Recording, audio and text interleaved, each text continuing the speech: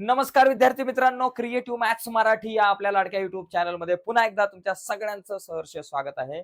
आज आपण चर्चा करतोय इयत्ता 10वी मराठी कुमार भारतीचा लेखन विभाग.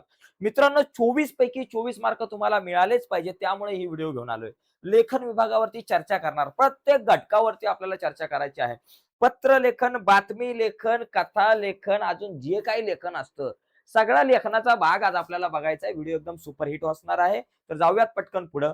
पुढे जाण्याच्या अगोदर एक महत्वाची गोष्ट आहे मित्रांनो, जर तुम्ही नवीन असाल चॅनलवर तर पटक्यात चॅनल सबस्क्राईब करा आणि त्या बाजूला असलेलं बेलचं बटन पण झटक्यात दाबा, म्हणजे मी अपलोड केलेल्या प्रत्येक नवीन व्हिडिओची नोटिफिकेशन सगळ्यात अगोदर तुमच्यापर्यंत पोहोचेल. तर चला झटपट पटापट जाऊयात पुढं. एक महत्वाची गोष्ट मित्रांनो, जर तुम्हाला मराठीमध्ये चांगले मार्क मिळवायचे असतील तर मराठीच्या प्रश्नपत्रिकांचा सराव करणं लय गरजेचं आहे. आणि मराठीच्या जर तुम्हाला प्रश्नपत्रिका हव्या असतील तर काळजी करू नका.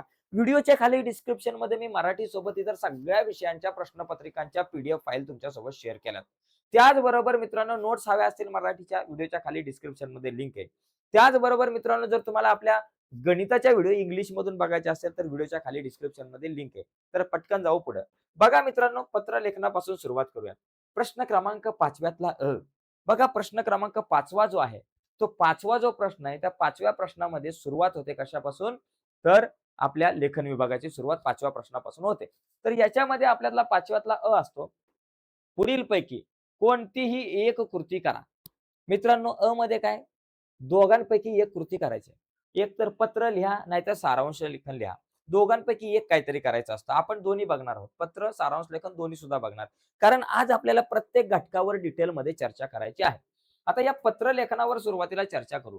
पत्र लेखनाचा विषय कसा आहे, एकदम गंभीर आहे. बघा, पत्र लेखनामध्ये आपल्याला 5व्यातल्या मध्ये जर तुम्ही विचार केला तर 5व्यातल्या मध्ये तुम्हाला पत्र लेखनासाठी एक जाहिरात दिली जाते. अशी ऍडव्हर्टाईज दिली जाईल, एक जाहिरात दिली जाईल आणि सांगितलं जाईल की या जाहिरातीवरून तुम्ही पत्र लिहा.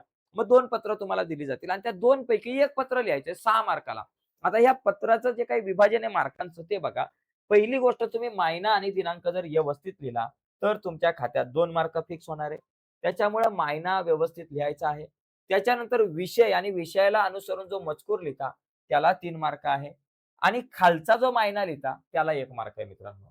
आता या ठिकाणी लक्षात घ्या, पत्राचा जो फॉर्मॅट आहे त्याप्रमाणे जर गेलात तर हे 2 मार्क हातातले, हे 1 मार्क हातातले, 6 मार्कांपैकी 3 मार्क तर तुमच्या हातातले, तिथं कटच होणार नाही. तुम्ही पत्ता व्यवस्थित लिहिला, तारीख व्यवस्थित लिहिली, 2 मार्क फिक्स. नाव व्यवस्थित लिहिलं, ज्याला पत्र पाठवायचे, 2 मार्क फिक्स. आणि त्याच्यानंतर जर का तुम्ही खालचा महिना जर व्यवस्थित लिहिला तर तिथं तुमचे 1 मार्क फिक्स. मित्रांनो, 2 आणि 1 3 मार्क तुमच्या खात्यात नुसते असेच जमा होणार आहे. त्याच्यामुळे लक्षात घ्या, हे 3 मार्क आपल्या हातातले आहेत. आता प्रॉब्लेम कुठे आहे, या 3 मार्कांमध्ये. विषय आणि विषयाला अनुसरून मजकूर जर का तुम्ही नीट लिहिलं तर तुम्हाला तिथं हे 3 मार्क पण मिळून जातील. 3 पैकी 2 जरी मिळाले तरी 5 मार्क आपल्या खात्यात जमा होतील. ओके. आता आपण प्रत्यक्षात पत्र बघू. बघा, या ठिकाणी काय दिलंय, अक्षरधारा वाचनालय चिपळूण यांच्यातर्फे शालेय विद्यार्थ्यांसाठी भव्य वक्तृत्व स्पर्धा दिनांक 27 फेब्रुवारी, वेळ सकाळी 10 वाजता आयोजित करण्यात आली आहे. स्थळ काय आहे, अक्षरधारा सभागृह चिपळूण. ओके. आणि स्पर्धेचा पारितोषिक वितरण समारंभ आहे दुपारी 4 वाजता. संपर्क ग्रंथपाल अक्षरधारा वाचनालय. आणि इथं या ठिकाणी त्यांचा ईमेल आयडी पण दिलेला आहे. आता नीट बघा ह्या ऍडव्हर्टाईज कडे. काय बाबा, वक्तृत्व स्पर्धा आहे.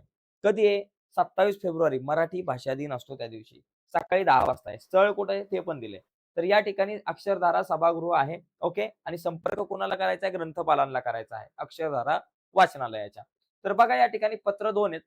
पहिली गोष्ट, वक्तृत्व स्पर्धेत सहभागी होण्यासाठी विनंती करणारे पत्र. बाबा, मला वक्तृत्व स्पर्धेमध्ये सहभागी व्हायचंय, कृपया करून मी विनंती करतो, मला वक्तृत्व स्पर्धेत सहभागी व्हा, असं पत्र.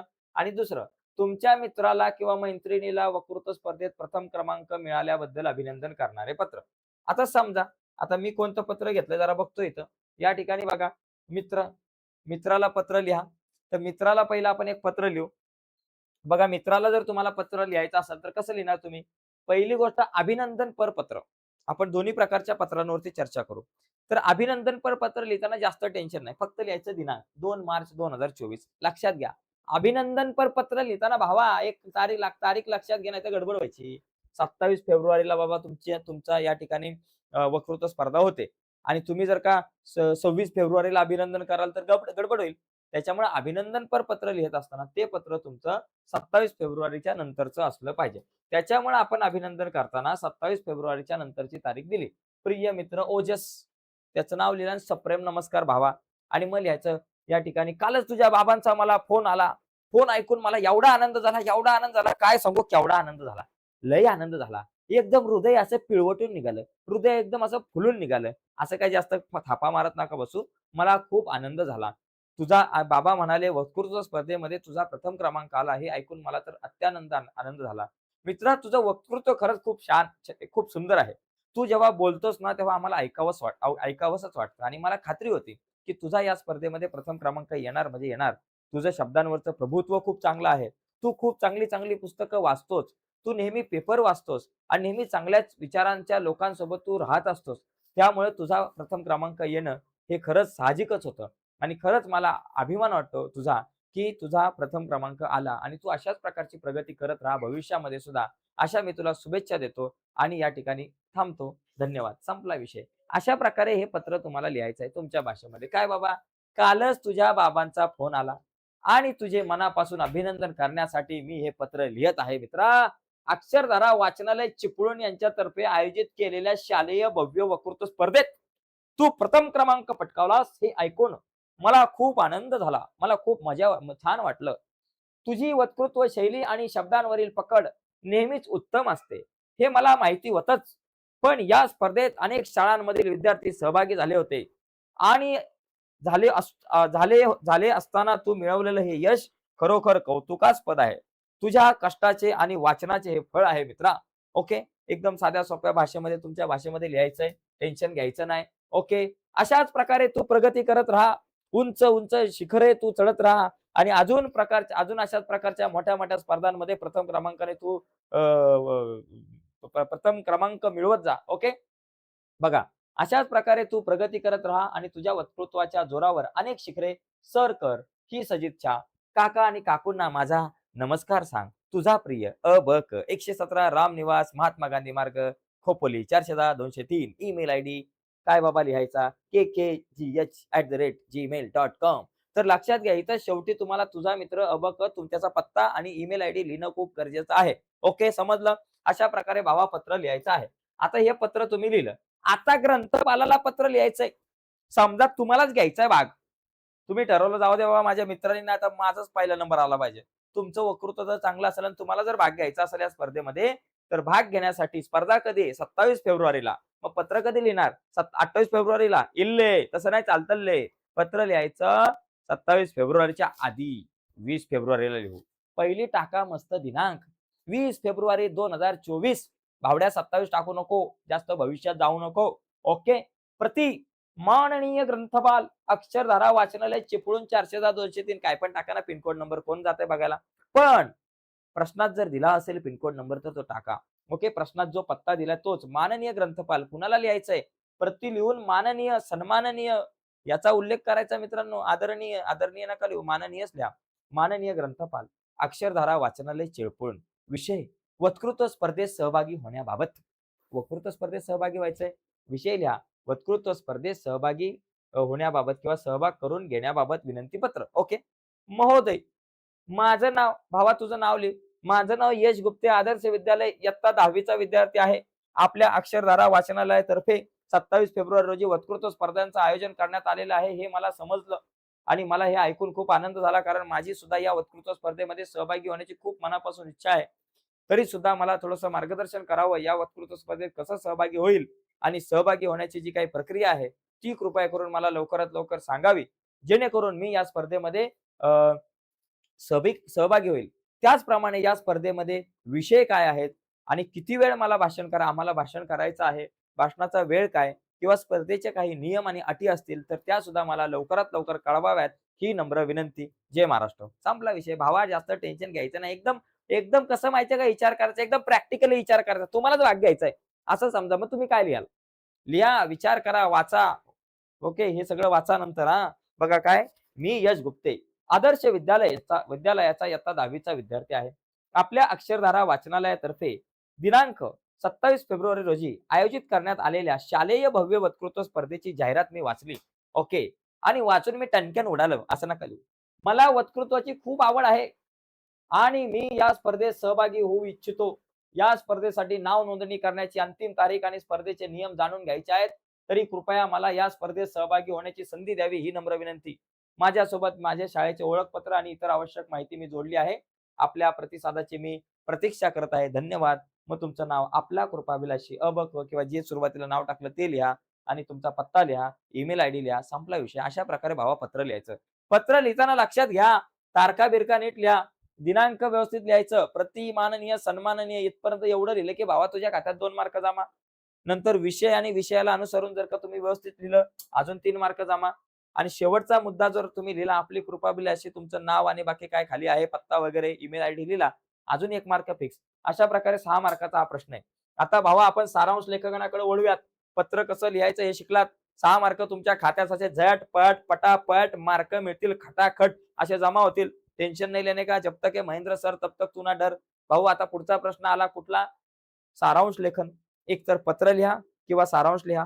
दोघांपैकी काहीतरी लिहा. हां, पण एकच लिहा काहीतरी. 2-2 लिहत नका बसू. पण माझं मत असं आहे, प्रामाणिक मत पत्र लिहा. कारण पत्रामध्ये कसं फॉर्मॅट आहे. तुम्हाला त्या फॉर्मॅटला मार्क मिळतील. सारांश लेखन लिहायचं असतं, छोटंच लिहायचं असतं, कमीच लिहायचं असतं. ते लिहिताना याचा वापर लई करायचा असतो. शब्द एकदम चापून-चुपून वापरावे लागतात. ओके. बघा, सारांश लेखनामध्ये विषय कसा आहे, की सारांश लेखन करताना आता मी जास्त डिटेलमध्ये इथं सांगत बसत नाही बघा. हां, आता लक्षात घ्यायचंय, हा एक उतारा आहे. हा व्यवस्थित वाचायचा आणि याचं सारांश लेखन तुम्हाला लिहायचंय. परीक्षेमध्ये प्रश्न क्रमांक पहिल्यातला ई जो अपठित उतारा असतो, जो उतारा पाठ्यपुस्तकाच्या बाहेरचा असतो, त्याच उतार्याचं 1/3 तुम्हाला या ठिकाणी सारांश लिहायचा असतो. म्हणजे 1/3 भाग तुम्हाला फक्त लिहायचा. 30% भाग लिहायचा आहे तुमच्या शब्दामध्ये. तुमच्या शब्दामध्ये कसं तुम्ही लय हुशार असतात तसं बघायला गेलं तर. एक पिक्चर बघायला समजा तुम्ही गेला, धुरंधर पिक्चर बघायला गेला असाल, थिएटरमध्ये पिक्चर बघितला. दुसऱ्या दिवशी मित्र भेटला. "भावा पिक्चर कसा होता?" "अरे बाबा काय सांगू, असा पिक्चर होता ना, एक नंबर पिक्चर होता. काय ती ॲक्टिंग, काय ती फायटिंग आणि काय तो डान्स, काय तो डान्स, असा तो डान्स. आहाहाहा!" अशा प्रकारचा तो पिक्चर एकदम तुम्ही कसं सांगता, भारीमध्ये सांगता. 10 मिनिटात एकदम स्टोरी फुल. 10 मिनिटात स्टोरी सांगता भावा. 3 तासाचा पिक्चर 10 मिनिटामध्ये संपवता. याला म्हणतात सारांश लेखन. आणि तो पिक्चर तुम्ही जसा तसा सांगत नाही, डायलॉग जसे ते सांगत नाही. तुम्ही तुमच्या भाषेमध्ये सांगता. पिक्चरची स्टोरी जशी तुमच्या भाषेत सांगता ना, तसं हे सुद्धा तुम्हाला तुमच्या भाषेत सांगितलं पाहिजे. हे सुद्धा तुम्हाला तुमच्या भाषेतच सांगायचं भावा. ओके. आता बघा, 4 माणसे शेजारी-पाजारी, पारावर, शाळेत, कचेरीत अगगगगग! कुठं-कुठं बसतात बघा. कशाला बसतात? गप्पा मारायला. बघा, 4 माणसे शेजारी-पाजारी, पारावर, शाळेत, कचेरीत, बसमध्ये, आगगाडीच्या डब्यात या ना त्या नात्याने, त्या ना त्या निमित्ताने थोडा वेळ जरी एकत्र जमली, की त्यांच्या बोलण्याचा, गप्पांचा आणि चर्चेचा विषय असतो. इतरांच्या चुका, इतरांचे दोष आणि इतरांची टवाळी. भावा, लोकं जेव्हा जमतात, तेव्हा त्यांच्यामध्ये चर्चा चालू होते आणि आजकाल चर्चा माहितीये, चांगल्या चर्चा चालतच नाही. "अरे, तो ना लय बेकार आहे, ती ना लय बेकार आहे, तिला ना मी चांगलीच ओळखते, त्याला ना मी चांगलंच ओळखतोय." लय बावळट माणूस लय डोक्याला ताप देतो, दुसऱ्यांची निंदा नालस्ती करण्यामध्येच आपला टाईमपास चालतो. बरं का, 4 लोकं एकत्र येतात. तुम्ही बघा, तुम्ही एकत्र आलात आणि तिसऱ्या माणसाविषयी जर बोलायचं असेल, तर चांगलं बोलतो का आपण? नाही बाबा, वाईटच बोलतो. अशी परिस्थिती आज निर्माण झाली. पण चांगलं बोला. सध्या इथं काय ते बघू. म्हणजे ज्यावेळेस मग इथं तुम्ही लिहू शकता, जेव्हा अनेक लोकं एकत्र येतात आणि आणि चर्चा करतात, तेव्हा त्यांच्या चर्चेचा विषय हा इतरांची निंदा करणे हाच असतो. असं तुम्ही लिहू शकता. पुढे दिलेलं आहे, म्हणजे ही एक प्रकारची परनिंदाच चाललेली असते. परनिंदा म्हणजे दुसऱ्याची निंदा चाललेली असते. ओके. हां. अरे कुठे गेला बाबा? इकडे. हां, गडबड झाली. परनिंदाच चाललेली असते. जाम पुढे गेलो आपण. एकच मिनिट हां. येस. परनिंदा चाललेली असते. असे म्हणा ना, मद्याची नशा चढावी त्याप्रमाणे मी काय म्हणतोय ऐकतो मी अशी मद्याची नशा जी आहे ना खूप बेकार असते बरं का. हां, तर असे मद्याची हा मद्य वेगळा बरं का. असे म्हणा ना, मद्याची नशा चढावी त्याप्रमाणे परनिंदेची धुंदी माणसांना चढत असते. परनिंदा करणारा माणूस स्वतःच्या अंतःकरणातील आणि सभोवतालच्या वातावरणातील प्रसन्नता नाहीशी करून सर्वत्र दुःखाचे, औदासिन्याचे, निराशाचे, मत्सराचे आणि द्वेषाचे वातावरण निर्माण करण्यास हातभार लावत असतो. धूर रोखणार बघा लक्षात घ्या. चार माणसं एकत्र जमली की दुसऱ्याची परनिंदा करत असतात. ओके. आणि परनिंदा करणारा जो माणूस आहे, जशी एखाद्याला दारूची नशा चढते, मद्याची नशा चढते, तशीच नशा ही परनिंदा करणाऱ्या माणसाला चढत असते. ओके. आणि अशा प्रकारची माणसं काय करतात, सगळी प्रसन्नता नाहीशी करतात आणि सगळीकडे दुःखाचं, औदिच्याचं, निराशेचं, मत्सराचं आणि द्वेषाचं वातावरण निर्माण करायला हातभार लावतात. धूर रोखणाऱ्या ज्योतीप्रमाणे दिव्याची काच धुरकटून जाते आणि दिव्याचा प्रकाश फार हरपून जातो. ओके. मात्र ज्योतीची काजळी झटकली की ती मर्यादित ठेवली व दिव्यावरील काच रोज सकाळी स्वच्छ पुसली की प्रकाश अवतीभोवती लख्ख पसरतो. म्हणजे बघा दिव्यामध्ये काय असतं, दिव्याचा जर तुम्ही विचार केला, काचेचा जो दिवा असतो, त्या काचेच्या दिव्यामुळे कसं होतं, तो दिवा धूर ओकतो आणि नंतर ती काच काळी पडते आणि काच काळी पडल्यामुळे आजूबाजूला प्रकाश पडत नाही, आजूबाजूला अंधार पडतो. परंतु ज्यावेळेस आपण ती काच व्यवस्थित धुतो, त्यावेळेस पुन्हा तो दिवा प्रकाशमय होत असतो. ओके. अंधाराचा लोप होऊन वातावरण उजळून निघते. तसेच आपण रात्री झोपण्यापूर्वी किंवा पहाटे उठण्यापूर्वी मनाच्या काचेवर सतत इतरांच्या अवगुणांच्या विचाराने जमलेली काजळी अंतःकरणातील क्षमतेच्या राखेने स्वच्छ पुसली, की आपले मन दिवसभर टवटवीत राहते. जेथे तेथे आपण जाऊ, तेथे तेथे प्रसन्नताच निर्माण करण्यास आपला हातभार लागेल. ओके, लक्षात घ्या. म्हणजे एकंदरीत इथं काय सांगितलेलं आहे, ज्यावेळेस काही लोक एकत्र येतात, त्यावेळेस त्यांच्या चर्चेचा विषय असतो परनिंदा. आणि दुसऱ्याची निंदा करणाऱ्या माणसाला जशी दारूची नशा असते, तशीच काही माणसांना दुसऱ्याची निंदा करण्याची नशा असते. परंतु आपण दुसऱ्याची निंदा न करता आपण आपण दुसऱ्याची निंदा करू नये आणि आपल्या मनाला नेहमी दररोज स्वच्छ ठेवण्याचा आपण प्रयत्न केला पाहिजे. असा एक विचार या ठिकाणी इथं दिसतो. आता याला तुम्हाला 1/3 भागामध्ये जर मांडायचं झालं, तर ते कसं मांडू शकतो आपण? गुणग्राहकता ही प्रसन्नतेची जननी. म्हणजे गुणग्राहकता म्हणजे चांगले गुणग्राहकता ही प्रसन्नतेची जननी. शीर्षक देणं गरजेचं आहे मित्रांनो. इथं शीर्षक द्या. शीर्षक खूप महत्वाचं आहे. शीर्षक दिलं तर 1 मार्क मिळेल. शीर्षक नाही दिलं तर विषय संपला. इतरांच्या चुका, दोष यांच्याबद्दल टवाळी करणे हे बऱ्याच लोकांचे आवडीचे काम असते. बघा पहिल्या ह्याच्यामध्ये बघितलं. किंबहुना वेळ घालवण्याचे ते एक साधनच असते.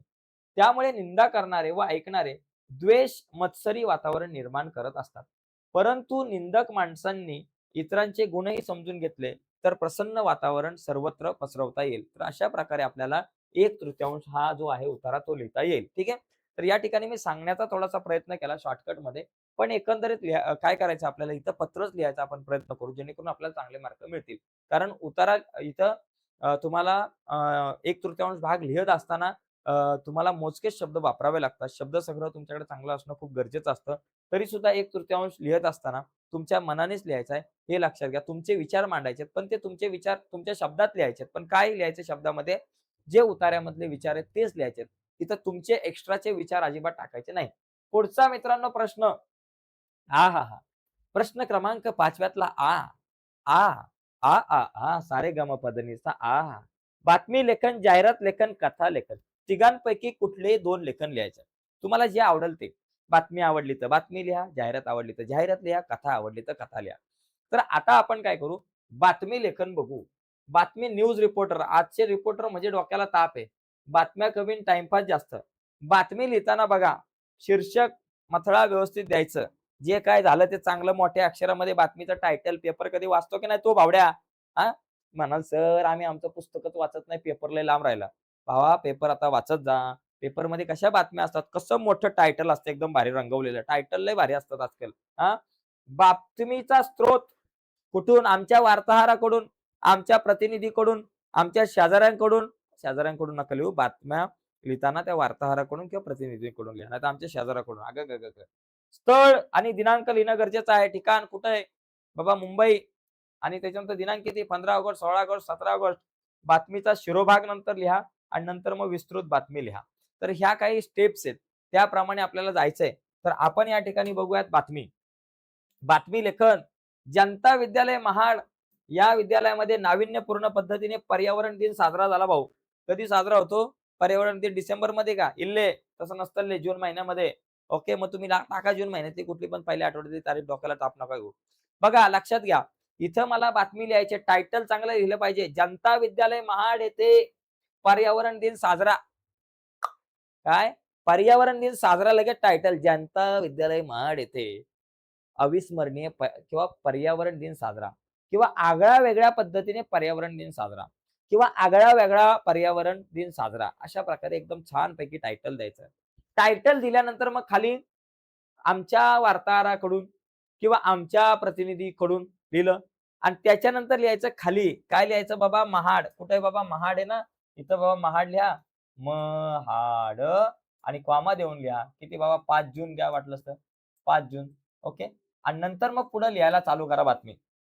मग तिथं लिहा सुरुवात एक पॅराग्राफ, 2 पॅराग्राफमध्ये तरी बातमी लिहा. पहिले लिहा जनता विद्यालय महाड येथे मोठ्या आगळ्या-वेगळ्या पद्धतीने कुठला दिन साजरा झाला? पर्यावरण दिन साजरा झाला. या पर्यावरण दिनानिमित्त पर्यावरण दिनानिमित्त गावातील सर्व पर्यावरण प्रेमी, आजूबाजूच्या परिसरातील सर्व पर्यावरण प्रेमी आणि अनेक पालक सुद्धा उपस्थित होते. संपला विषय. पहिला पॅराग्राफमध्ये तुम्ही लिहिलं. काय लिहिलं बाबा? जनता विद्यालय महाड येथे मोठ्या उत्साहाने आणि आनंदाने आगळ्या-वेगळ्या पद्धतीने पर्यावरण दिन साजरा झाला. आता पर्यावरण दिन साजरा झाला, पण कोणतरी उपस्थित असणार. या पर्यावरण दिनासाठी अनेक पर्यावरण प्रेमी, आजूबाजूच्या गावातील पर्यावरण प्रेमी, पालक आणि विद्यार्थी मोठ्या संख्येने सहभागी होते. ओके, झाला. पहिला पॅराग्राफ झाला. आता भाऊ दुसऱ्या पॅराग्राफमध्ये आगळा-वेगळा सांगितला विषय. काहीतरी वेगळी पद्धत आहे. वेगळ्या पद्धतीने यांनी साजरा केलाय. मग ते काय काय लिहाल तुम्ही? या पर्यावरण दिनाचं मुख्य वैशिष्ट्य म्हणजे शाळेतील प्रत्येक विद्यार्थ्यांनी 2-2 झाडं आणली होती आणि प्रत्येक विद्यार्थ्यांनी 2-2 झाडे शाळेच्या आजूबाजूच्या परिसरामध्ये लावले. त्या झाडांवरती आपलं नाव लिहिलं आणि त्या झाडाला वर्षभर वाढवण्याची जबाबदारी, त्या झाडाची निगा राखण्याची जबाबदारी प्रत्येक विद्यार्थ्यांनी आपल्या हातामध्ये घेतली. आणि अशा प्रकारे एक प्रतिज्ञा या ठिकाणी शेवटी घेण्यात आली. प्रतिज्ञा, की बाबा आम्ही हे झाड जगवणार. आम्ही हे झाड चांगल्या प्रकारे जगवणार, त्याचं जतन करणार आणि वाढवणार अशी प्रतिज्ञा शेवटी घेतली आणि ते घेऊन कार्यक्रमाचा समारोप झाला. आणि त्या कार्यक्रमामध्ये कुठल्या पाहुण्यांनी जर का भाषण ठोकलं असेल तर लिहायचं. त्या कार्यक्रमात उपस्थित असलेले छ. बी. पाटील हे जे प्रमुख पाहुणे आहेत, यांनी पर्यावरण दिनानिमित्त खूप चांगल्या प्रकारे पर्यावरण दिनाचं महत्त्व पटवून दिलं आपल्या भाषणामधून. असं लिहा, संपला विषय. डोक्याला जास्त तापच नाही. हां, डोळ्यासमोर पर्यावरण दिन आणा. आता इथं बघा एक बातमी इथं दिसते तुम्हाला. या बातमीमध्ये काय लिहिलंय बघा, जरा थोडंसं वेगळं लिहिलंय. दिनांक 6 जून 2025 महाड येथील जनता विद्यालय येथे 5 जून रोजी जागतिक पर्यावरण दिन अत्यंत नाविन्यपूर्ण आणि उत्साही वातावरणात साजरा करण्यात आला. केवळ भाषणे न देता प्रत्यक्ष कृतीतून पर्यावरण संवर्धनाचा संदेश या निमित्ताने देण्यात आला. सकाळी 8 वाजता विद्यालयाच्या प्रांगणात या कार्यक्रमाची सुरुवात झाली. कार्यक्रमाचे मुख्य आकर्षक म्हणजे कोण? बियांचे संकलन आणि सीड बॉल्स निर्मिती. बरं का, इथं वेगळा विषय आहे. विद्यार्थ्यांनी उन्हाळ्यात जमा केलेल्या विविध फळांच्या बियांचा वापर, बघा या ठिकाणी विविध फळांच्या बियांचा वापर करून मातीचे छोटे गोळे म्हणजे सीड बॉल तयार केले होते. हे गोळे पावसाळ्यात शाळेच्या परिसरात टेकड्यावरून टाकून दिले, जेणेकरून वृक्षारोपणाचे उद्दिष्ट नैसर्गिकरित्या साध्य होईल. यावेळी प्रशालेतल्या मुख्याध्यापकांनी विद्यार्थ्यांना मार्गदर्शन करताना सांगितले की पर्यावरणाचं रक्षण ही केवळ घोषणा नसून ती जीवनशैली असायला हवी. विद्यार्थ्यांनी या प्रसंगी प्लास्टिक मुक्त शाळा अशी शपथ घेतली. तसेच टाकाऊ वस्तूंपासून टिकाऊ शोभेच्या वस्तू बनवण्याचे प्रदर्शन सुद्धा भरवण्यात आलं होतं. ओके. आणि कार्यक्रमाच्या शेवटी प्रत्येक वर्गाला एक रोप दत्तक देण्यात आले होते, ज्याची जबाबदारी वर्षभर त्या वर्गातील विद्यार्थी घेणार होते. या नाविन्यपूर्ण उपक्रमाबद्दल पालकांनी आणि परिसरातील नागरिकांनी विद्यालयाचे भरभरून कौतुक केले. दुपारी 12 वाजता राष्ट्रगीताने कार्यक्रम संपला. जय महाराष्ट्र. मित्रांनो, अशी बातमी लिहायची. बातमी लिहिताना सगळ्या गोष्टी लक्षात घ्या. जनता विद्यालय जागतिक पर्यावरण दिन आगळ्या-वेगळ्या पद्धतीने साजरा, टायटल लिहा, दिनांक लिहा आणि इथं वाटलंच तर कंसामध्ये लिहा. आमच्या वार्ताहराकडून हे लिहायचं राहिलं ते तुम्ही या ठिकाणी इथं लिहा किंवा आमच्या प्रतिनिधीकडून. ओके. तर अशा प्रकारे बातमी आपल्याला लिहिता आली पाहिजे. ओके. आता पुढचा जो मुद्दा आहे, बातमीनंतर बाबा काय बाबा जाहिरात. जाहिरात लेखन. भाऊ जाहिरात लेखन करताना बघा लक्षात घ्या. आता समजा महत्वाचे मुद्दे लक्षात घ्यायचे जाहिरात लेखन करताना. पहिली गोष्ट, कमीत कमी शब्दात जास्तीत जास्त फुलटो आशय आला पाहिजे चांगला. दुसरा मुद्दा, लक्षवेधी शब्द रचना पाहिजे एकदम अट्रॅक्टिव्ह. म्हणजे जाहिरात लेखनामध्ये कसं, ज्यावेळेस तुम्ही एखादी जाहिरात बघता, अशी रटाळ जाहिरात वाटली की आपण लगेच स्किप करून टाकतो.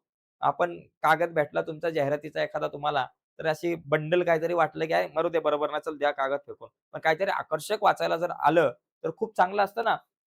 कशाची जाहिरात आहे हे ठळकपणे व आकर्षकपणे नमूद करावे. थंड मतलब कोका कोला, बघा जाहिराती कशा होत्या. अलंकारिक, काव्यमय, प्रभावी, ही सीमा जीमा और तितमा काहीतरी आहे ना सुषमा. सबकी पसंद निरमा. अलंकारिक, काव्यमय, प्रभावी शब्दरचना असावी. ओके. जाहिरातीमध्ये संपर्क स्थळाचा पत्ता पाहिजे. बघा जाहिरातीमध्ये पहिली गोष्ट पत्ता, त्याच्यानंतर संपर्क क्रमांक, ईमेल यांचा उल्लेख असावा. ओके. आणि जाहिरात ही पेनानेच लिहावी, पेन्सिलचा वापर करू नये.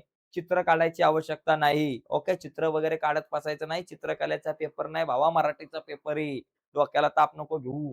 टाइमपास नाही तर जायचा कलर घेऊन जाहिरात काढायचे. पुढील शब्दांचा वापर करून जाहिरात तयार करा. विशेष सवलत, नवीन कलेक्शन, दर्जेदार कपडे, आकर्षक डिझाईन, आजच भेट द्या. कसा विषय? विशेष सवलत कपड्याचे. आमची कपडे जगात एक नंबर. जगात एक नंबर आमचं कपड्याचं दुकान. दर्जेदार कपड्यांचं एकमेव दुकान. बघा काय काय आलं पाहिजे. विशेष सवलत आहे बाबा, विशेष सूट आहे सध्या दिवाळी निमित्त, धुमधडाका. नवीन कलेक्शन आहे, दर्जेदार कपडे, ही सगळे शब्द इथं आले पाहिजेत. बघा या ठिकाणी आता इथं जाहिरात केलेली आहे मी. आता इथं काय करणार मी, सगळ्यात पहिली गोष्ट नवीन कलेक्शन, दर्जेदार कपडे. आता या ठिकाणी आपण लिहू शकतो या ठिकाणी इथं एक वाटलंच तर लिहा, नाव लिहा त्याचं काहीतरी. Sachin collection, Sachin collection, Sachin collection, collection लिहिलं, सचिन कलेक्शन. ओके. असं या ठिकाणी मस्त तिथं नाव लिहिलं बाबा, त्या दुकानाचं नाव लिहिलं सचिन कलेक्शन. आणि त्याच्यानंतर वाटलंच ते एक लिहा, दर्जेदार कपड्यांचे एकमेव दुकान. दर्जेदार, दर्जेदार कपड्यांचे एकमेव दुकान. एकमेव दुकान, मेव दुकान, एकमेव, एकमेव. हा, दर्जेदार तुकड्यांचे एकमेव दुकान. ओके चला लिहा, डोक्याला ताप नको. झालं. त्याच्यानंतर विषयाला मस्त अशी चौकट बिवकट काहीतरी करून टाका. आणि नंतर लिहा बाबा काय, विशेष सवलत. ओके. हे नंतर लिहू आपण. दर्जेदार कपडे आहे, आकर्षक डिझाईन आहे, आजच भेट द्या. हे शब्द आले पाहिजेत. मग आता विशेष सवलत बघा. या ठिकाणी बघा 20% विशेष सवलत.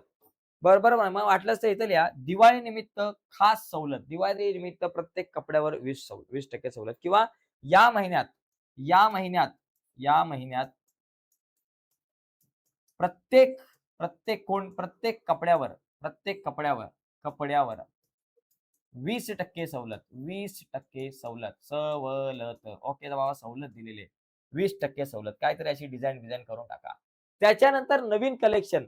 मग आमची वैशिष्ट्ये, आमची वैशिष्ट्ये लिहून टाका. आमची वैशिष्ट्ये त्याच्यामध्ये लिहा, वैशिष्ट्ये, वैशिष्ट्ये.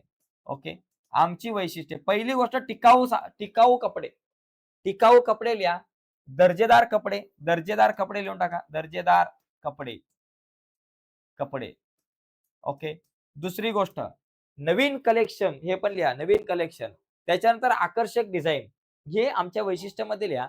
आणि नंतर लिहा, आजच भेट द्या. आजच भेट द्या आणि आजच खरेदी करा. आजच भेट द्या, आजच खरेदी करा आणि नवीन कपड्यांचा आनंद घ्या. असं काहीतरी लिहा. आणि नंतर मग शेवटी लिहा बाबा संपर्क, ठिकाण लिहा, ठिकाण लिहा. ठिकाण मग त्या कपड्याचं नाव लिहा बाबा, कपड्याच्या दुकानाचं नाव. ठिकाण लिहून लिहा बाबा नाव. नवीन निवांला सचिन कलेक्शन आणि त्याचा नंबर लिहा 860123456789 वगैरे काहीतरी नंबर लिहून टाका. ओके. आणि खाली ईमेल आयडी लिहा, sachin@1234@gmail.com वगैरे असं लिहायचं. जाहिरात एकदम अशा आकर्षक मस्त तुम्ही तयार करू शकताय. ओके. आता आणखी एक मुद्दा असतो की जाहिरातीवरती प्रश्न पण विचारला जातो. म्हणजे कधी कधी काय होतं की जाहिरात लिहा असा येऊ शकतो, किंवा कधी कधी ऑलरेडी एखादी जाहिरात तुम्हाला दिली जाईल आणि ती जाहिरात दिल्यानंतर त्या जाहिरातीला वाचून तुम्हाला प्रश्नांचं उत्तर लिहा असं सांगितलं जाईल. जसं की आता ही जाहिरात बघा. जाहिरात वाचा आणि उत्तर लिहा. चला करूया भ्रमंती. भ्रमंतीमध्ये जाऊ मस्त फिरायला. फुलपाखरांच्या जगात. फुलपाखरू दिसते किती सुंदर. त्या फुलपाखरांच्या जगात जायचंय. नाव नोंदणी आवश्यक.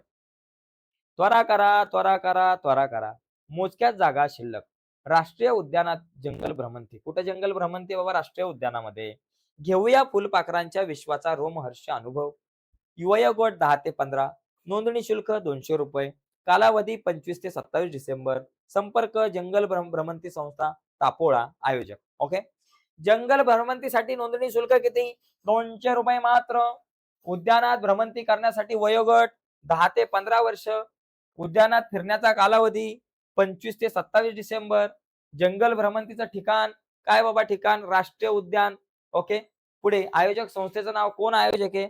जंगल भ्रमंती संस्था तापोळा हे आयोजक आहे. किती सोपं मित्रांनो, इथं 5 पैकी 5 मार्क तुमच्या खात्यात असं एकदम झटपट, पटापट 5 मार्क मिळतील खटाखट. ओके, झालं एकदम सोपा विषय. पुढे बघा कथा लेखन. बाबा कथा अशी एकदम अशी कथा रोमहर्षकाली वाचली पाहिजे, रोमहर्षक कथा वाटली पाहिजे, एकदम भारी सस्पेन्स एकदम टिकून ठेवला पाहिजे कथेचा. स्टोरी सांगा एकदम जबरदस्त, तुमची स्टोरी, तुमची कथा. बघा काय वेगवेगळ्या प्रकारच्या कथा लिहिल्या जाऊ शकतात, विचारल्या जाऊ शकतात. म्हणजे वेगवेगळे प्रश्न. एखादं कथा बीज दिले जाईल त्यावरून कथा लिहा. मुद्दे दिले जाईल त्यावरून कथा लिहा. दिलेल्या शब्दांवरून कथा लिहा. किंवा कथेचा सुरुवातीचा भाग दिला असेल, कथा पूर्ण करा. किंवा शेवटचा भाग दिला असेल, कथेची सुरुवात लिहा. अशा प्रकारे प्रश्न विचारला जाईल आणि कथा 80 ते 100 शब्दात आपल्याला लिहायची आहे. बघा, आता इथं दिलेल्या कथाबीजाच्या आधारे एक कथा लिहा. एक गाव आहे. पावसाळ्याचे दिवस आहेत. गावाजवळची नदी दुथडी भरून वाहत आहे. शाळेतून परतणारी लहान 2 मुलं आहेत. एक आहे राम, एक आहे श्याम किंवा एक करण, अर्जुन, ए करण, अर्जुन अशी 2 मुलं आहेत. ओके. त्याच्यानंतर एकाचा पाय घसरतो सर्रकन. मुलगा नदीत पडतो. दुसरा मुलगा घाबरून न जाता आरडाओरड करतो. जवळच काम करणाऱ्या शेतकऱ्याचे लक्ष जाते. जीवाची पर्वा न करता पाण्यात उडी मारतो. मुलाचे प्राण वाचते. प्रसंगावधान राखल्याबद्दल मुलाचे व प्रसंगावधान राखल्याबद्दल मुलाचे व धाडसाबद्दल शेतकऱ्याचे कौतुक. बघा, आता सुरुवात कशी करायची भावांनो? एक गाव एक गाव जे आहे, त्या गावाचं काहीतरी नाव असेल, बरोबर? काही दिवसापूर्वीची गोष्ट आहे, बरोबर? बनगरवाडी नावाच्या गावामध्ये किंवा असं आपण सांगू, पावसाळ्याचे दिवस होते. बनगरवाडी नावाचं जे गाव होतं, त्या गावाच्या बाजूनच एक नदी वाहत होती. आणि या नदीला फक्त एक छोटासा पूल होता.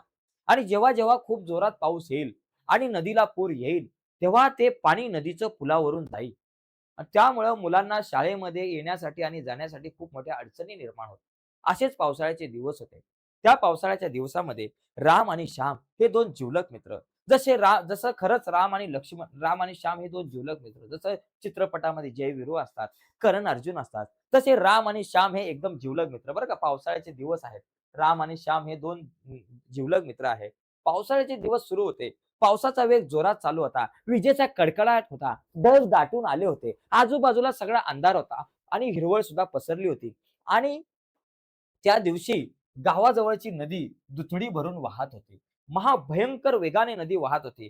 पावसाने अक्षरशः हाहाकार माजवला होता आणि त्या हाहाकार माजवणाऱ्या पावसाच्या मोठ्या-मोठ्या थेंबाने, मुसळधार पावसाने नदी अशी एकदम दुथडी भरून वाहत होती. ओके. आता पुढे बघा. आणि शाळेतून परतणारा राम आणि श्याम, सकाळी जाताना तर पाऊस कमी होता, पण येताना पाऊस वाढला. राम आणि श्याम शाळेतून आता घरी येत आहेत आणि घरी येत असताना त्यांच्या अंगामध्ये सुद्धा धडकी भरत आहे. कारण ढगांचा कडकडाट एकदम धड-धड, धड-धड असा होत आहे. आणि या ढगांच्या कडकडामुळे मुलं सुद्धा खूप घाबरली होती. हळू दोघं जण लाकडी पूल कसा तरी पार करायचा प्रयत्न होती. दोघांनी एकमेकांचा हात घट्ट पकडला होता. पण काय झालं काय माहिती, अचानकपणे रामचा पाय सपकन घसरला आणि राम नदीमध्ये पडला. नदीच्या पाण्याचा वेग खूप जोरात होता आणि राम हळू वाहू लागला. राम वाचवा, वाचवा ओरडतोय आणि श्याम सुद्धा या बाजूला जोरात ओरडतोय, "वाचवा, वाचवा, वाचवा, माझ्या मित्राला वाचवा, माझ्या मित्राला वाचवा, श्यामला वाचवा, श्यामला वाचवा, श्यामला." राम पडला असेल तर श्यामला वाचवा, श्याम पडला असेल तर रामला वाचवा. जो पडेल त्याला नका ओरडायला लावू. जो वरती आहे तो सांगतो, ओरडतोय, "वाचवा, वाचवा, वाचवा, वाचवा." आणि हा जो आवाज आहे, तो बेंबीच्या देठापासून जितकी जोरात, जितकी त्याच्यामध्ये एनर्जी आहे, जितकी त्या मुलामध्ये शक्ती आहे, तितक्या शक्तीने, तितक्या एनर्जीने, तितक्या जोराने तो ओरडत होता, "वाचवा, वाचवा, माझ्या मित्राला वाचवा." आणि हा आवाज बाजूच्या एका शेतामध्ये काम करणाऱ्या शेतकऱ्याकडे जातो आणि शेतकरी पाहतो, एक मुलगा पुलावरती उभा राहून ओरडतोय, "वाचवा, वाचवा, वाचवा." आणि कोणाला वाचवा? तर हा जातो शेतकरी त्या मुलाकडं आणि बघतोय तर काय, एक मुलगा खाली पडलेला आहे. का नदीमधून वाहत चाललेला आहे आणि क्षणाचाही विलंब न करता त्या शेतकऱ्याने नदीमध्ये उडी घेतली आणि नदीमध्ये उडी घेत असताना स्वतःच्या जीवाची पर्वा न करता त्या मुलाच्या दिशेने तो झेपावू लागला. पोहत त्या मुलाजवळ गेला. त्या मुलाचा हात पकडला आणि कसाबसा त्या मुलाला नदीच्या काठावरती आणलं आणि हा मुलगा वाचला. आनंद झाला त्याच्या मित्राला. आनंद झालाय साऱ्या गावाला, असं नका लिहू, गाणं नका लिहू. आनंद झाला. त्या मुलाला आनंद झाला. शेतकऱ्याला सुद्धा बरं वाटलं आणि दोन्ही मुलं राम, श्याम आनंदाने पुन्हा घरी आले. आनंदाने घरी आल्यानंतर ही सगळी परिस्थिती आपल्या आई सांगितली आणि आई सांगितल्यानंतर हळू ही सगळी सिच्युएशन, हा सगळा प्रसंग गावभर पसरला आणि गावभर पसरल्यामुळं तो जो मुलगा होता, जो ओरडत होता माझ्या मित्राला वाचवा, वाचवा, त्याचा सुद्धा सत्कार करण्यात आला आणि ज्या शेतकऱ्याने वाचवलं त्याचा एक विशेष सत्कार करण्यात आला. बस असं लिहून टाका. वरती लिहा साहस. ओके, साहस लिहून टाका कथेचं नाव. विषय संपला किंवा दुसरं काय लिहायचं ते तुम्हाला लिहा. कथा लिहिताना थोडासा विचार करा.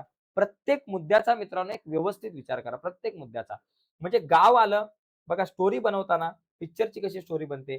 गाव आलं, गावाचं नाव, गाव पत्ता लिहा. गावाचं नाव लिहा. ओके. ते गाव कसं आहे, छोटं आहे का मोठं आहे ते लिहा. पावसाळ्याचे दिवस आहे. गावाजवळची नदी दुथडी भरून वाहते. मग इथं तुम्ही लिहा. पावसाळ्याचे दिवस होते. म्हणजे पावसाळ्याच्या दिवसामध्ये गावामध्ये जी नदी असते, ती नदी नेहमी दुथडी भरून वाहत असते. नदीला एक छोटासाच पूल आहे. जेव्हा खूप वेगाने पाऊस येतो, मुसळधार पाऊस येतो, नदीला पूर येतो, त्यावेळेस त्या नदीच्या पुलावरून पाणी वाहून जाण्याची शक्यता जास्त असते आणि शाळेमध्ये येणाऱ्या-जाणाऱ्या मुलाला खूप अडचणी निर्माण होतात या निसर्गरम्य गावामध्ये सुद्धा. शाळेतून परतणारी 2 लहान मुले आणि याच गावातली 2 मुले होती, लहान मुले होते, राम आणि श्याम. ही लहान मुले रोज शाळेमध्ये जायची, सोबत जायची, सोबत यायची. एक दिवस अचानक लाकडी पूल ओलांडताना एका मुलाचा पाय घसरला. बाकी मी तुम्हाला मगाशी सांगितलं. त्या पद्धतीने स्टोरी तुम्हाला पुढे न्यायची आहे. नुसत्या रिकाम्या जागा भरायच्या नाही. ओके. ही स्टोरी आता तुम्ही वाटलंच तर बघून घ्या. तुम्ही तुमच्या शब्दामध्ये लिहू शकताय. यानंतर बघा कथालेखन झालं. आता यानंतर पुढचा 5वा जो प्रश्न आहे ई, त्याच्यामध्ये प्रसंग लेखन, आत्मकथन आणि वैचारिक लेखन आहे. प्रसंग लेखनमध्ये तुम्हाला काय करायचंय बघा, एक प्रसंग दिला जाईल कुठलाही. बघा यामुळे प्रसंग लेखन या लेखा प्रकारात कृती विचारली जाईल, एक कृती दिली जाईल. विद्यार्थ्यांच्या अनुभव विश्वाला परिचित असा प्रसंग देऊन त्याचे वर्णन करण्यास सांगितले जाईल किंवा चित्र देऊन त्या आधारे वर्णन करण्यासाठी ही सांगितलं जाऊ शकतं. ओके. पाहिलेल्या, ऐकलेल्या, अनुभवलेल्या प्रसंगाचं तुम्हाला वर्णन करायचं आहे. आपण प्रत्यक्षात उदाहरण बघूया. बघा, मला आवडलेला गणेशोत्सव या विषयावर पुढील मुद्दे विचारात घेऊन लेखन करा. सुखद अनुभव, शहरातील गणेशोत्सव, गावातील घरगुती गणेशोत्सव, घरगुती खाद्यपदार्थ, आनंददायी मिरवणूक व आरास, गावकऱ्यांचा सहभाग. बघा या ठिकाणी 2-3 मुद्दे आहेत. सुखद अनुभव म्हणजे चांगला अनुभव. बघा मग तुम्ही इथं लिहू शकताय. दरवर्षी पहिली घटक चाचणी संपली, की गणेश उत्सवाची ओढ लागते. दरवर्षी आम्ही शहरामध्ये गणेशोत्सव साजरा करत असतो. आमच्या गावात आम्ही जिथे राहतो ज्या सोसायटीमध्ये, त्या सोसायटीमध्ये सार्वजनिक गणेशोत्सव असतो. आणि शहरामध्ये आम्ही दरवर्षी वेगवेगळ्या प्रकारच्या मंडळांच्या गणेशोत्सवांना भेटी देत असतो. मोठ्या-मोठ्या प्रकारच्या ढोल ताशांचे आवाज, मोठे-मोठे डेकोरेशन, मोठी-मोठी आरास, भव्य-दिव्य अशा गणपती बाप्पांच्या मूर्त्या आम्ही शहरामध्ये बघत असतो. दरवर्षी आम्ही शहरामध्ये हा गणेशोत्सव बघत असतो. गणेशोत्सवाची तयारी जोरात असते. ज्यावेळेस गणपती बाप्पा येत असतात मंडळाचे, त्यावेळेस शहरामध्ये खूप मोठ्या प्रमाणात ट्रॅफिक निर्माण होते.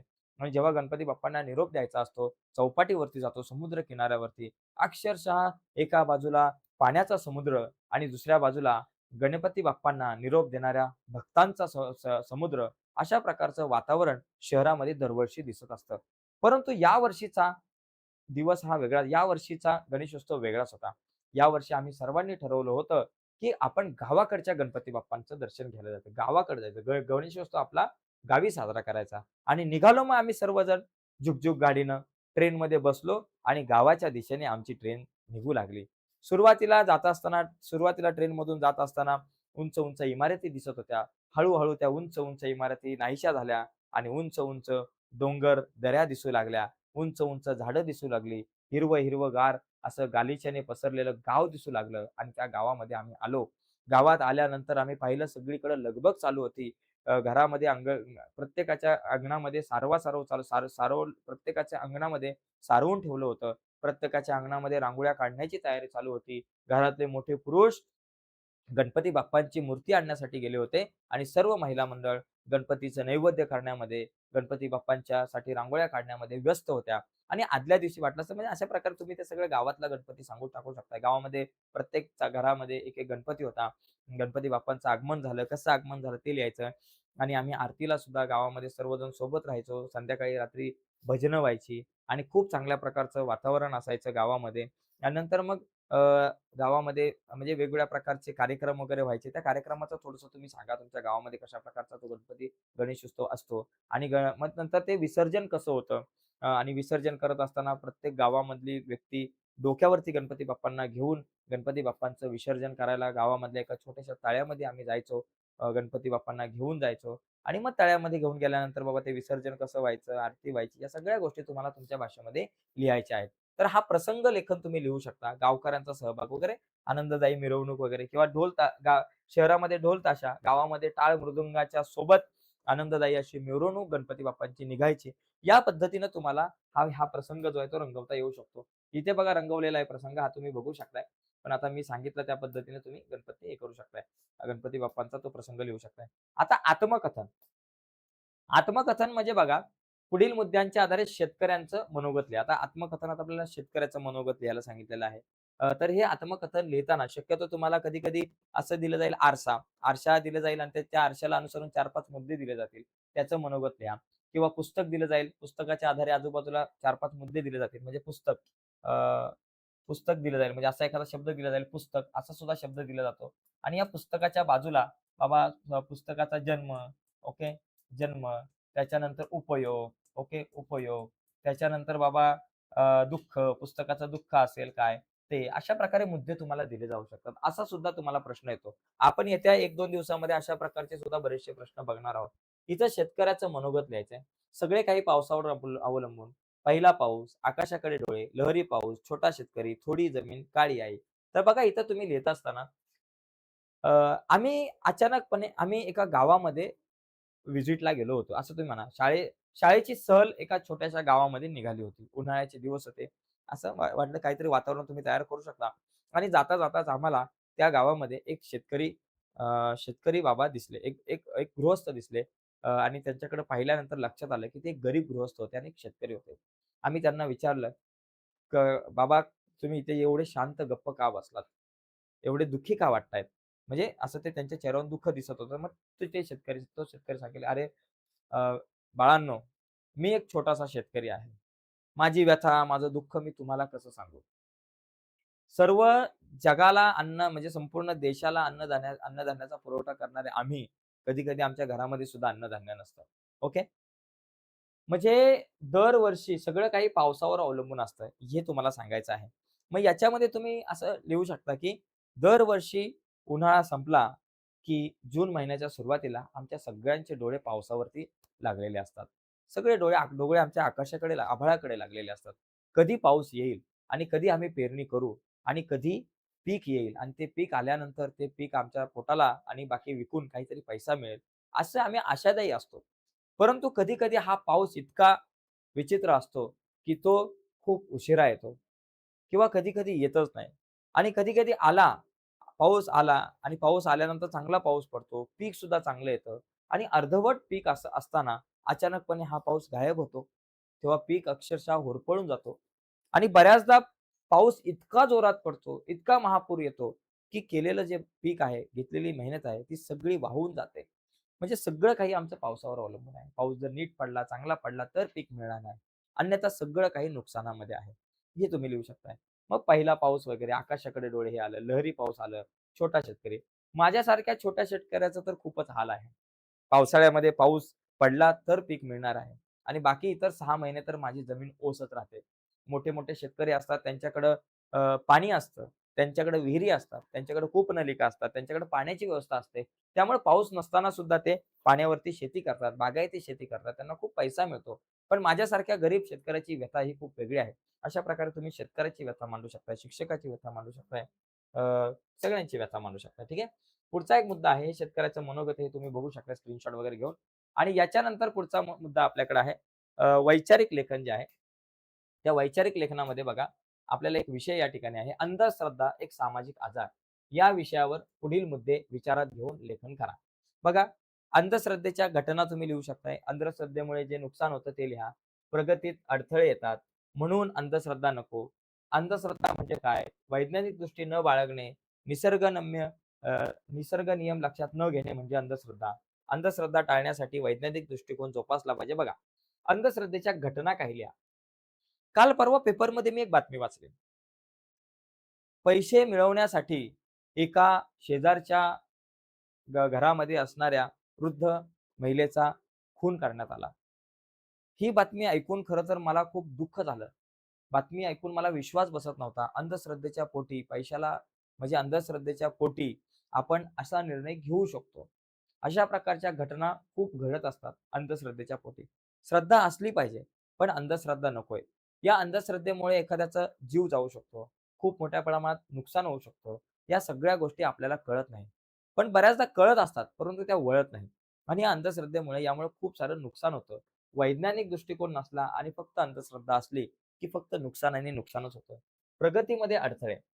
आपण अंधश्रद्धेच्या आहारी गेल्यामुळं आपण त्याच विचारामध्ये असतो. त्यामुळे आपण बाकी काही कामं करत नाही. आपण मेहनत घेत नाही. आपण आशावादी राहत नाही. आपला पॉझिटिव्ह दृष्टिकोन नसतो. त्यामुळे आपल्या हातून कुठलंही चांगलं काम होत नाही आणि चांगलं काम न होण्यामुळे आपल्या प्रगतीमध्ये नेहमीच अडथळे निर्माण होतात. आपण नेहमी नकारात्मक विचार करत असतो. एकाच बाजूने आपण विचार करत असतो ज्यावेळेस आपल्याकडे आपल्याला अंधश्रद्धेने व्यापलेलं असतं तेव्हा. म्हणून अंधश्रद्धा नकोय. अंधश्रद्धेपेक्षा श्रद्धा असावी. देवावरती श्रद्धा असलीच पाहिजे. पण अंधश्रद्धा ही आपल्यासाठी नेहमी घातकच असणार आहे. अंधश्रद्धा म्हणजे काय हे स्पष्ट करा. अंधश्रद्धा म्हणजे काय हे तुम्हाला इथे स्पष्ट करावं लागेल.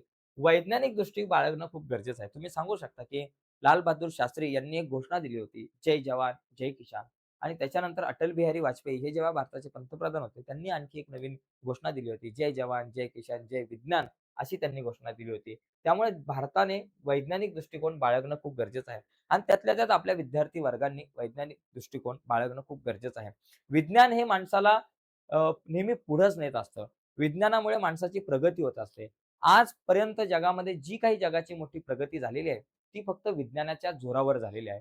त्याच्यामुळे वैज्ञानिक दृष्टिकोन जर आपण बाळगला, तर आपली प्रगती खूप चांगली होईल. अन्यथा आपण आणि संपूर्ण समाज जो आहे माणसाचा, तो अंधश्रद्धेकडे जाईल आणि अंधश्रद्धेकडे गेल्यामुळं अधोगती आपली होऊ शकते. तर अशा प्रकारे मित्रांनो तुम्हाला तुमच्या भाषेमध्ये अ, हे सगळं अंधश्रद्धा एक सामाजिक आजार यावरती तुम्ही तुमच्या भाषेमध्ये लिहू शकताय. ओके.